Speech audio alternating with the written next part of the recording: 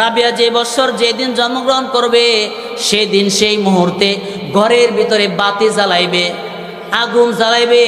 আগুন জ্বালানোর মতো কেরোসিনও ঘরের ভিতরে অবশিষ্ট ছিল না।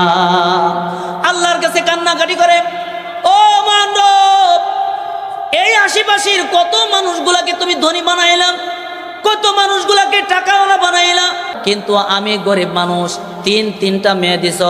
ও রব, তুমি এবার 4 নাম্বারটা মেয়ে দিও না। কিন্তু ঘরের ভিতরে খাবার নাই, কয়েকদিন যাবত প্রসব ব্যথার বেদনায় রাবিয়া বসরির আম্মা যখন প্রসব ব্যথার বেদনায় কান্না করতেছে, এমত অবস্থায় ইসমাইল চিন্তিত অবস্থায় ঘুমায় গেলেন। ঘুমন্ত অবস্থায় ইসমাইল অর্থাৎ রাবিয়া বসরির বাবা, কথাগুলো বুঝছেন? রাবিয়া বসরির বাবার নাম কি বললাম? ইসমাইল। হ্যাঁ, ইসমাইল কান্না করতেছে, করতে করতেই হঠাৎ করে ঘুমায় গেলেন। ঘুমের ভিতরে স্বপ্নযোগী রাসূলুল্লাহ সাল্লাল্লাহু আলাইহি সাল্লাম এসে উপস্থিত। সুবহানাল্লাহ। রাসূলুল্লাহ সাল্লাল্লাহু আলাইহি সাল্লাম এসে উপস্থিত, এসে বলতেছে, ইসমাইল তুমি চিন্তা করো না, তুমি টেনশন করো না, তোমার এবার 4 নাম্বার যে সন্তানটা আসতেছে এই সন্তানটাও কন্যা সন্তান হবে, কিন্তু এই সন্তানটা অন্যান্য সন্তানের চাইতে শ্রেষ্ঠত্ব লাভ করবে। বলেন সুবহানাল্লাহ। আল্লাহ নবী সাল্লাল্লাহু আলাইহি সাল্লাম রাবিয়া বসরির বাবা ইসমাইলকে সান্ত্বনা দেয়, স্বপ্নে যুগে সান্ত্বনা দেয়, তোমার এই সন্তানটা পৃথিবীতে আসার পরে সে ওলি হিসেবে জন্মগ্রহণ করবে এবং যুগ যুগ ধরে তোমার এই মেয়েটাকে মানুষ মনে রাখবে। এই জন্য তুমি টেনশন করো না, এবং তোমার যত অভাব আছে, যত অনটন আছে, যত কষ্ট আছে, যত ব্যথা বেদনা আছে, এই সন্তান ভূমিষ্ঠ হওয়ার পরে আল্লাহ তাআলা তোমার সব কষ্ট অভাব অনটন দূর করে দিবে। আর এই ইসমাইল, তোমার এই যুগের যে বাদশা রয়েছে মুসা জাওহারি, তুমি মুসা জাওহারির কাছে যাইবা এবং একটা পত্র লিখবা। এই পত্রের ভিতরে লিখবা যে আল্লাহ নবী সাল্লাল্লাহু আলাইহি সাল্লাম আমাকে স্বপ্ন যুগে জানাইছে, হ্যাঁ মুসা জাওহারি, তুমি প্রত্যেক দিন সকাল এবং সন্ধ্যায় আল্লাহ নবী সাল্লাল্লাহু আলাইহি সাল্লামের পর 100 বার করে দুরূদ শরীফ পাঠ করো এবং প্রত্যেক শুক্রবার তুমি 400 বার দুরূদ শরীফ পাঠ করো। কিন্তু গত শুক্রবারে আল্লাহ নবী সাল্লাল্লাহু আলাইহি সাল্লামের উপর কোনো দুরূদ পড়ো নাই, আল্লাহর হাবিব সাল্লাল্লাহু আলাইহি সাল্লামের উপর কোনো দুরূদ পড়ো নাই। সুতরাং দুরূদ না পড়ার কারণে কাফারা স্বরূপ নবীজি স্বয়ং বলেছে যে আমি ইসমাইলকে 400 স্বর্ণ মুদ্রা পুরস্কার দিতে হবে। সুবহানাল্লাহ। স্বপ্ন যুগে কে বললেন? নবীজি ইসমাইলকে জানাইলেন। ইসমাইলও আল্লাহ নবী সাল্লাল্লাহু আলাইহি সাল্লামের স্বপ্নের যুগে এই বার্তা পায়া খুশি হয়ে গেলেন। হঠাৎ করে ঘুম ভাঙার পরে প্রসব ব্যথার বেদনা শুরু হয়ে গেল। তার স্ত্রী আবার 4র্থ নাম্বার কন্যা সন্তান জন্ম দিলাম, কিন্তু তার স্ত্রীর মনের ভিতরে ব্যথা বেদনা, সেও কান্না জড়িত অবস্থায় রয়েছে, সেও টেনশনে রয়েছে। এর আগেও 3টা মেয়ে জন্ম দিলাম, 4 নাম্বারটাও মেয়ে হবে। এবার সে টেনশনে পড়ছে এবং বলতেছে, আল্লাহর কাছে বলতেছে, ও মহান রব, এটা কেমন পরীক্ষায় ফেলাইলা, কেমন পরীক্ষায় ফেলাইলা? এর আগেও 3টা দিলা, 4 নাম্বারটাও মেয়ে দিলা। আমি আমার স্বামীকে এখন কি জবাব দিব? আমি আমার স্বামীকে কি বলবো? এই 4 নাম্বার মেয়েটাও তুমি দিলা। আমার সংসারে কোনো অভাব অনটন যায় না, সংসারের ভিতরে সব সময় অভাব অনটন লাগা থাকে। কিতাবের ভিতরে আসছে যে ইসমাইলের ঘরে, রাবিয়া বসরির বাবার ঘরে যেদিন খাবার আসতো সেই দিন তারা ঈদ মনে কইরা খাইতো। যেদিন তাদের ঘরের ভিতরে খাবার আসতো তাদের আশেপাশের মানুষগুলো দয়া করে 3-4 দিন পর পর যেদিন খাবার দেওয়া যাইত, এই খাবারগুলা তারা আনন্দ করে খাইতো এবং সেই দিন তাদের কাছে এত আনন্দ মনে হইতো যে মনে হয় আজকে ঈদ হচ্ছে।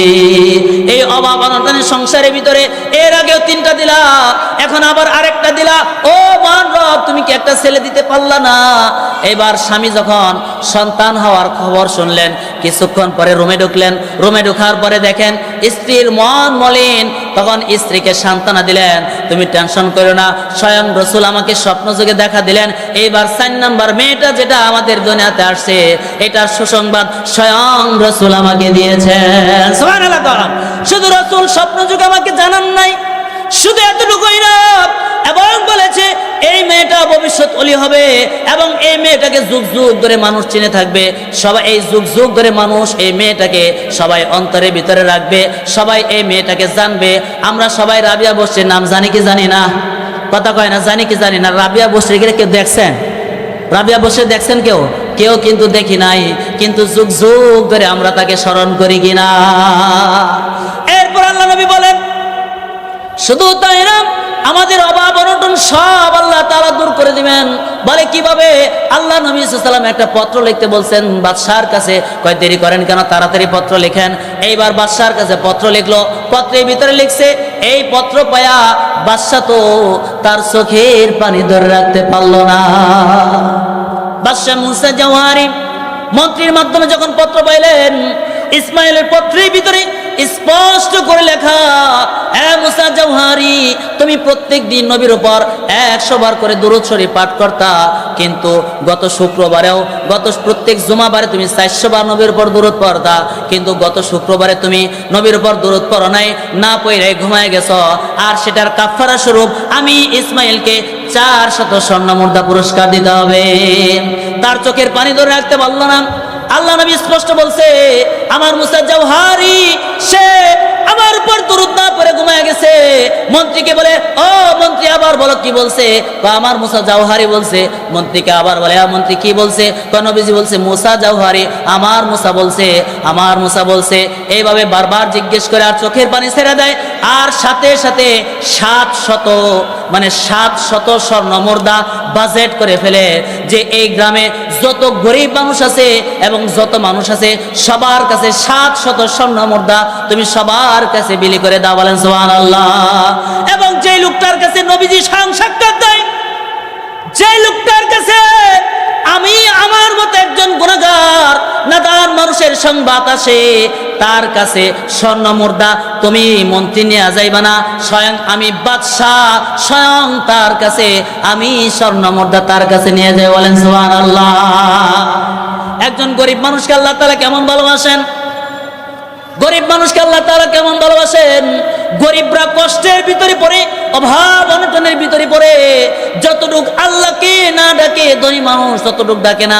যে যত বেশি ধনী হয়ে যায়, যে যত বেশি টাকাওয়ালা হয়ে যায়, যে যত বেশি সম্পদশালী হয়ে যায়, সে তত বেশি আল্লাহ থেকে গাফেল হয়ে যায়। কথা ঠিক না বেঠিক? এই জন্য গরিব মানুষ কিন্তু আল্লাহকে বেশি ডাকে, আল্লাহর কাছে ফরিয়াদ করে।